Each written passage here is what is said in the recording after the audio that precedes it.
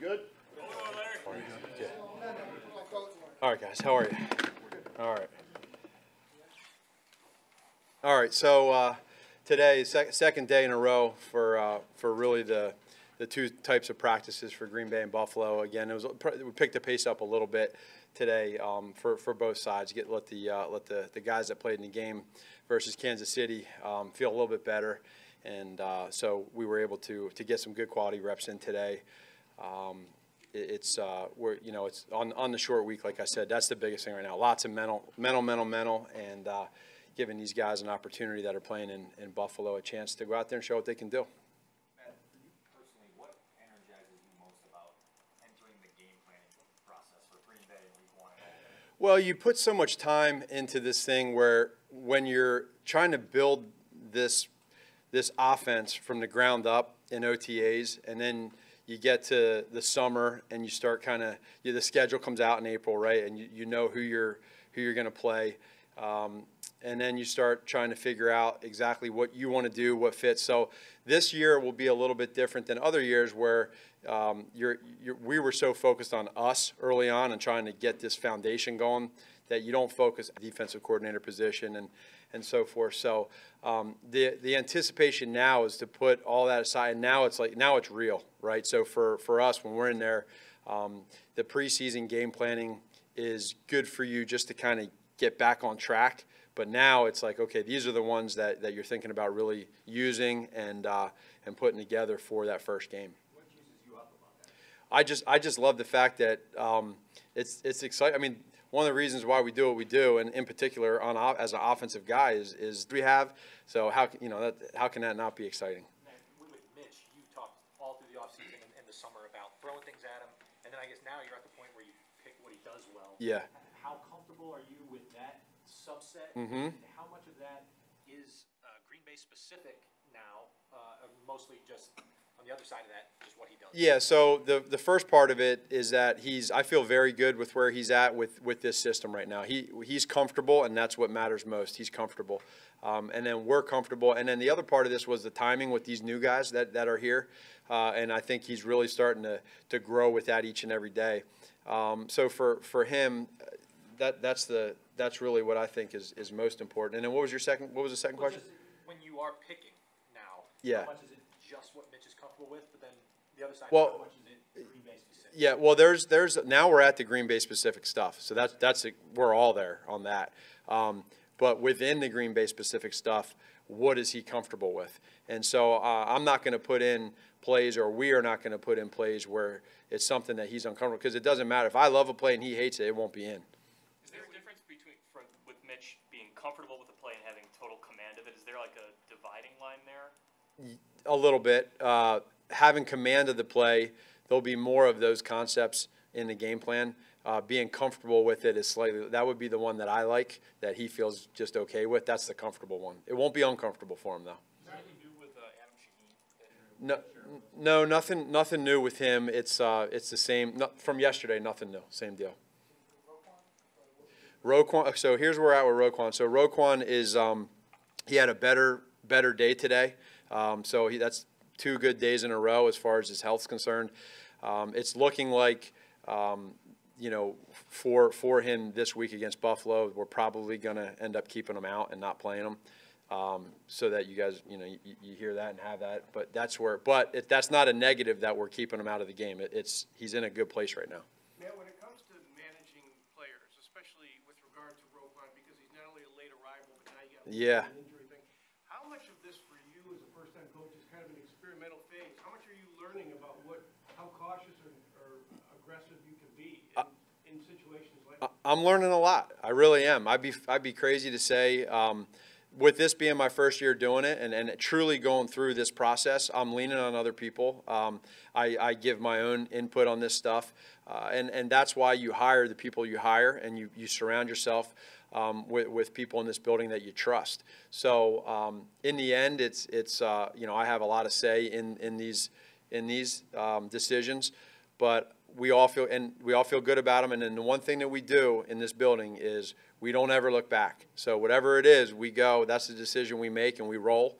And in this case right here, maybe there is some things we learned from going on. We're not going to sit here and say we have all the answers, but if we feel like we're making the right decision at this time, we'll go with it. If we feel like it was the wrong decision, we'll fix it, we'll correct it, and then the next time we'll try to make a better. Do you feel like the starting point is to be more cautious, and then you can kind of work from there, or not? In regards to Roquan's situation, yeah, because I would go on to the whole compound thing. I don't want to get to a spot to where we quote unquote rush him back, and then all of a sudden he comes back and boom, now you just lost another, whatever it is, 6 to 8 weeks. I don't want that. I lean more towards being able to, if you say the cautious side, and then have him so that you feel really good that there's a strong chance of that not happening. Any previous experience that you were leaning on in that regard? Not necessarily. This is more, of discussions through our trainers and doctors, that we all talk about and discuss. Did he do more today? Who's that? Akeem Hicks, did he do the same? No, he did a little bit more today. He's going to start slowly doing that. We had that one game a few weeks ago where, the precautionary thing, and it's getting better.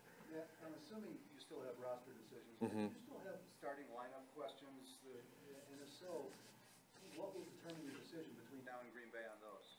So for wherever we're at right now with some of the decisions, there's a couple places we talked about yesterday. One being the offensive line. At left guard, we have to decide which way we want to go with that.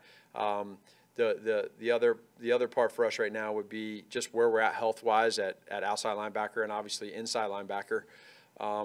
And so other than that, we feel pretty good. And I think we'll basically use this game coming up for more of a depth thing. And then the next few days, Ryan, myself, and our coaches will get together and collectively decide. We'll listen and hear everybody's opinions. So at left guard, is that at the end of the day a gut call, or is there things you're still looking at in practice that you think can determine that? There's some practice to it. I think more of it is probably just collaboration between all of us.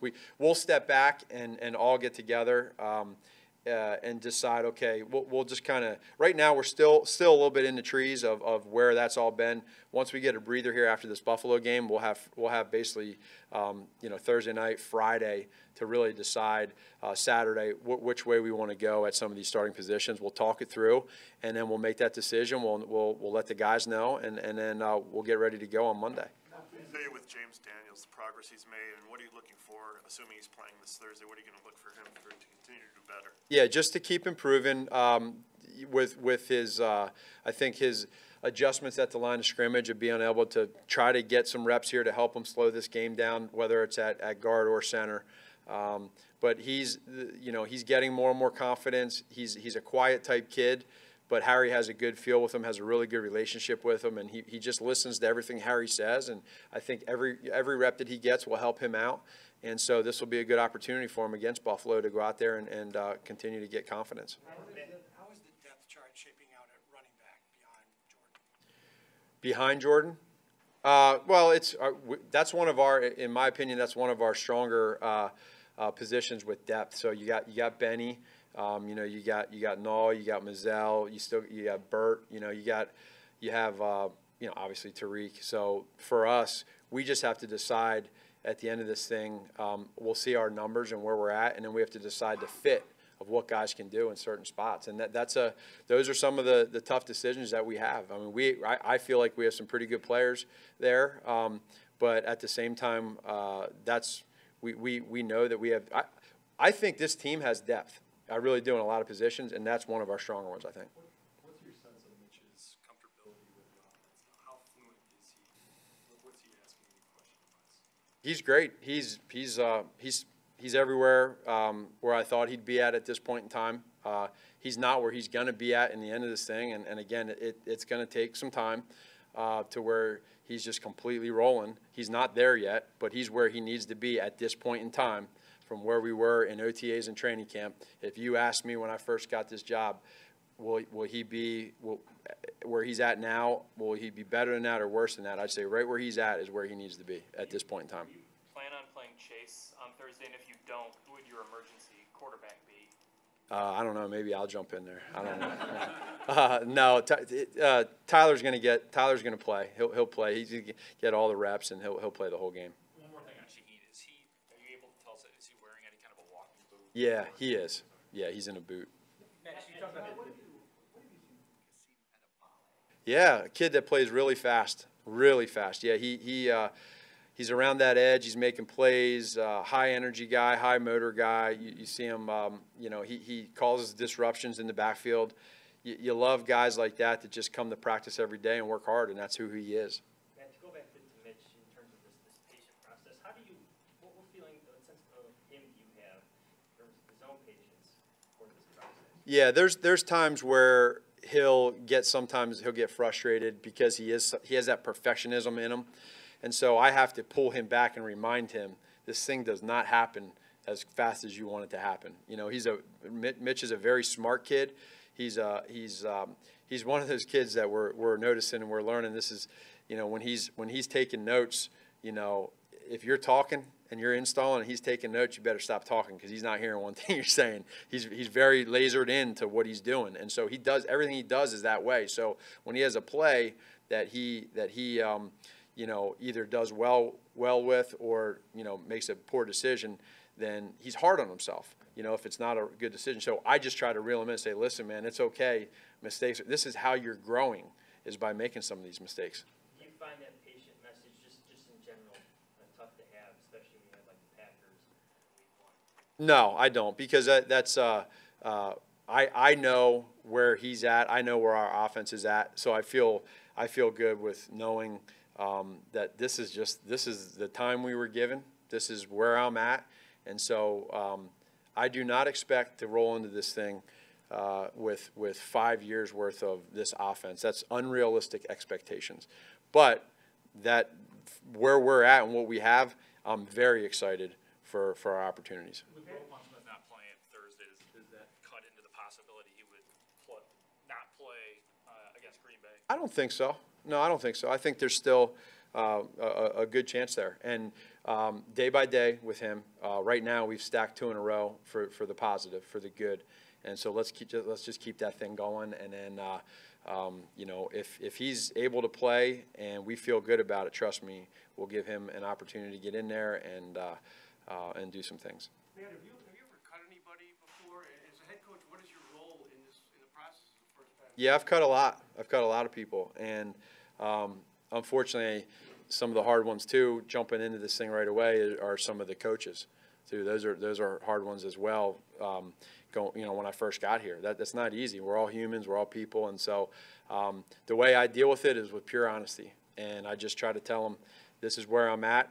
This is why you got cut, and it doesn't mean for a lot of these guys, as everyone in here knows, they'll get a chance to come back here. We know what they've done. They've been in this training camp. They know the system, and it's just an opportunity for them to just keep staying in shape. And then if an injury occurs, those are usually the first people that we go to because they just spent so much time with us. So I always relay that to them. Is that your call on who gets cut and who doesn't? And do they all talk to you? Does every player talk to you, or do they go to? Well, not every single one. No, not every one. And see, so one of the things I try to do is use my time. When you're given so much time here in these situations, we're trying to prep on these games. And so between Ryan and myself, we'll have you know, mature conversations with every person on there. And that's just the way that we do things. That's how we do things. So is it your call on the 53, I guess? It's all of us. It's Ryan, myself. We talk through it. We do. That's what I think is the most beautiful part of all this, is that we try to do what's best for this organization, and it's not one person putting a stamp on a player. It's not one person putting a stamp on a thought or idea. We honestly do it together. But if you watch one guy and Ryan doesn't move, does he stay or go? I don't know. I guess we'll see here. I have no idea. You know, if we talk through it. I mean, the best part about myself and Ryan is that none of it's because of ego. None of it. So when we talk through this thing, it's going to be whatever's best for the Bears. It's as simple as that. So if we need to get a third party involved, if it's a position coach, if it's somebody that can help us figure out the why part, maybe it's special teams, right? I mean, if there's a guy's offense, defense, and then it's a special teams thing, we'll go through it that way. But that's the last thing in my in regards to me. That's the last worry I have is something like that with Ryan. You know. How often have you found yourself disagreeing with Ryan on these types of issues as you've gone along here, or he's telling you something that maybe you didn't think about, or you know, finding a greater conclusion? Yeah, it hasn't been often. It really hasn't. There might have been a couple times here or there where we've talked through things, and for me, what I took from it was, it shows me, oh yeah, you know what, you're making a good point. But with Ryan, he doesn't ever say, well, this is what it has to be. This is what I'm saying, and we're doing this, or else. This is any of that. None of that. That's I knew that from when I first met him, and that was one of the reasons why I thought this was such a great opportunity for myself, everything else included. But I have probably more. I just don't have any concern with that. We've been great with that. The communication is awesome, and so I have no doubts in my mind that in the end we'll make the right decision together. Ryan, on your. How are you guys going to do it? Do you call with good news, call with bad news? Do you have a team meeting on Saturday? How does the mechanism Of the decisions? Yeah, so just like most every other team out there, you know, there'll be somebody that gets in touch with the guys, and then Ryan and I will just go ahead and decide how we want to go about communicating with that particular player, and just explaining to them the why part. They deserve that. They need to know why, and so whether it's myself, whether it's Ryan, I think most teams do it that way, and they put a lot of energy into this thing, and so we're going to pay them that respect back. Ryan, overall, how do you feel about your wide receiver group as you get ready to go into the regular season against Green Bay? The wideout group, going into it, I feel pretty good. I think what they're starting to do now is make less and less mistakes within this offense. Their splits, their alignments, their adjustments versus specific coverages. And then what that does is that enables them to play a little faster. An example is with Whimsy. Okay, so he was making some mistakes early on, which is natural for a rookie. But you see now he played a pretty good game, not just catching the ball, but his assignments, he did a good job. And so for these guys, it'll be interesting to see some of these young guys that get out there and get an opportunity against Buffalo, how they do as well. Thanks, guys. You're welcome. Thanks, Matt.